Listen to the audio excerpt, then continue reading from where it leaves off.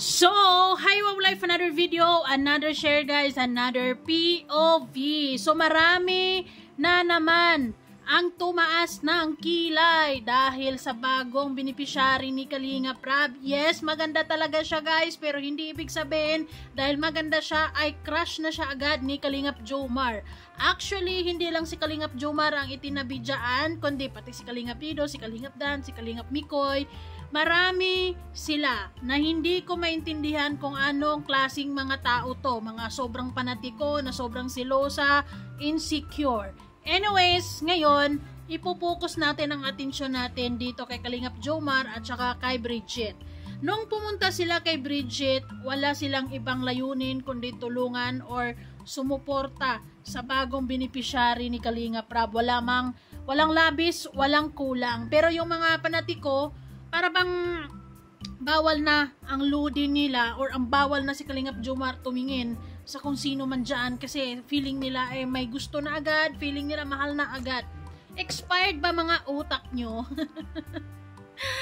Hindi na aabot si Kalingap Jomar sa iniisip nyo dahil loyal yan kay Carla Bell. Okay, so sa mga hindi naniniwala, ito ang sinasabi ni Kalingap Jomar.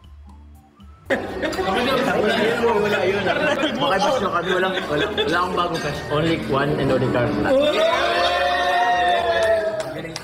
Galing. Ano? Okay na ba? Panatag na ba ang mga puso nyo na the one and only? Walang iba kundi si Carla lang.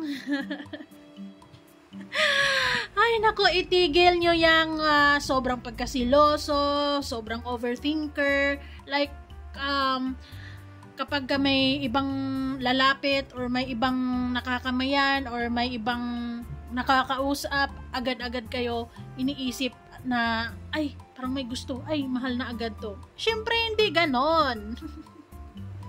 Nakakaloka. So, wala ba kayong believe kay Carla? Wala ba kayong believe kay Kalingap Jomar or tiwala, 'di ba? Dahil nagtatago kayo sa pangalang anonymous participant pero hindi ko ma-consider to na mga fans kasi ang mga fans talaga ay tiwala lang dapat, wala nang dapat isipin pa kung ano-ano pa man, 'di ba? Anyways, may iba pang photo dito kinukumpara si Carla Bell at saka si Bridget. Naku, wag kayong ganyan guys kasi nasa Kalingap sila. Of course, kung magkita-kita man sila si Carla at iba pang mga beneficiaries at itong bago, sigurado naman ako na friendship din yan sila or wala din problema between. Kasi support lang sila dyan kasi nasa Kalingap sila, di ba? So, ganun din ang ginagawa ng mga key boys nung time na yon na sinama sila ni Kalingap Prab to si Bridget. Huwag niyong bigyan ng kahulugan, huwag niyong bigyan ng ibig sabihin na kung ano-ano pa man na ay crush, 'di ba? Ay mahal na agad, iba ang tingin, sobrang ganito ganyan, 'di ba? Parang ang OA. Basta lagi niyong iisipin, si Kalingap Jomar ay para kay Carla lamang. Si Carla ay para kay Kalingap Jomar lamang. Okay, so expired na ba yung hallucinations nyo tungkol kay Kalingap Jomar at saka kay Joy? Ililipat nyo naman na ngayon kay Bridget. Diba? So, walang ganon. Kung sumama man doon ang Kalingap ang key boys kasama si Kalingap Prab is to support Kalingap Prab at sa bagong beneficiaries ng Kalingap, sa bagong beneficiaries ni Kalingap Prab. Nothing more, nothing less. Yes, maganda siya pero hindi ibig sabihin na kung ano-ano pa mang iniisip nyo. Walang ganon. Masyadong madumi ang ibang iniisip ng ibang tao. Ang mga taong nag-iisip kasi na nga ganito, palagay ko, talagang unang-una pa lang, wala na talaga kayong tiwala kay Carla or kay Kalingap Jomar or talagang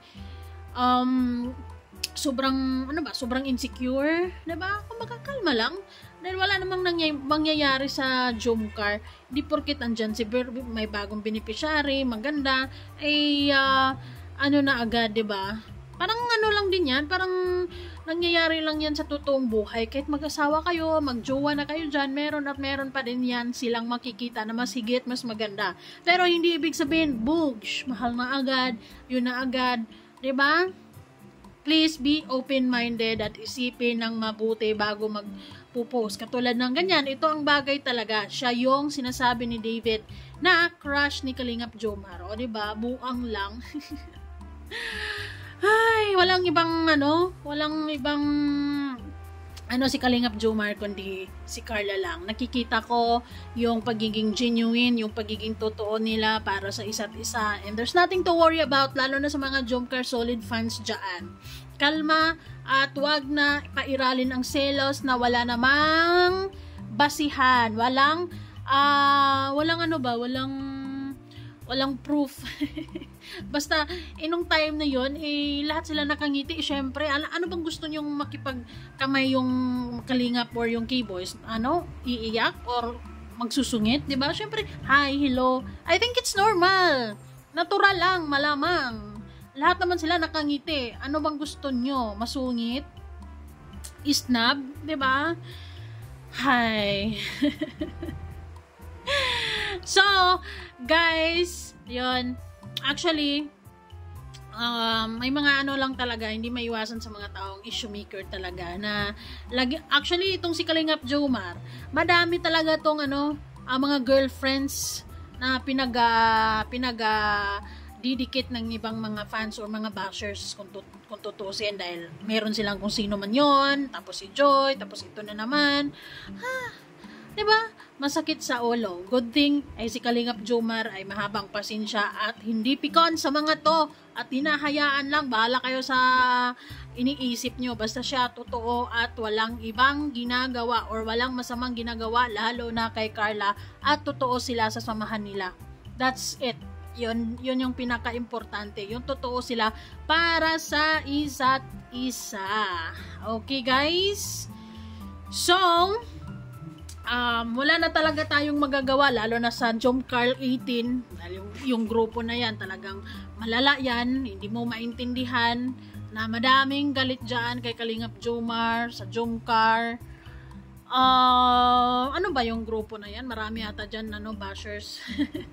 Group of bashers ni Kalingap Jomar yung grupo na yan. But anyways, yung mga ganito naman, ay ito din yung isa sa mga mas lalo din nating mararamdaman yung samahan or yung pagmamahalan ng dalawa kay Carla at saka kay Kalingap Jomar. Kasi, alam yun, kahit ang dami nilang sinasabi na girlfriend ni Kalingap Jomar, kahit ang dami nilang sinasabi na ganito si Kalingap Jomar, ganito, ganyan, diba? Umabot na sila sa puntong Barbie.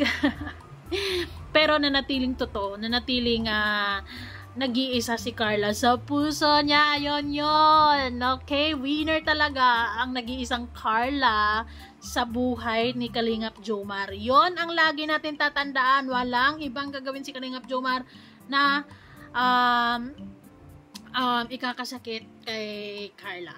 Wala lang. Love lang talaga sila. And they really support or appreciate sa mga supporters na talagang nagmamahal sa kanila. Pero hindi rin maiwasan na may mga ganitong issues. Pero hindi na yan mahalaga kasi masaya ang Jomcar. Hindi na yan mapapalitan. Yung samahan ng Jomcar ay hindi na yan mapapalitan na kung sino man dyan.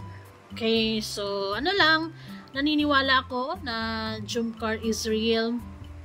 Yung pagmamahala nilang dalawa, let's all manifest na sa kasalan ang ending ng dalawa. Si Bridget maganda talaga. There is no question. Maganda talaga siya, guys. Pero hindi ibig sabihin na may ibig sabihin na ang pagpunta ng mga Kalingap or ng mga K-Boys doon kasama si Kalingap Rap. Of course, support lang, 'di ba? So, salamat po sa inyong lahat. Bye-bye. Kayo ano masasabi nyo sa umiikot na mga ganyang mga pictures ngayon, lalo na sa FB? Ay nako.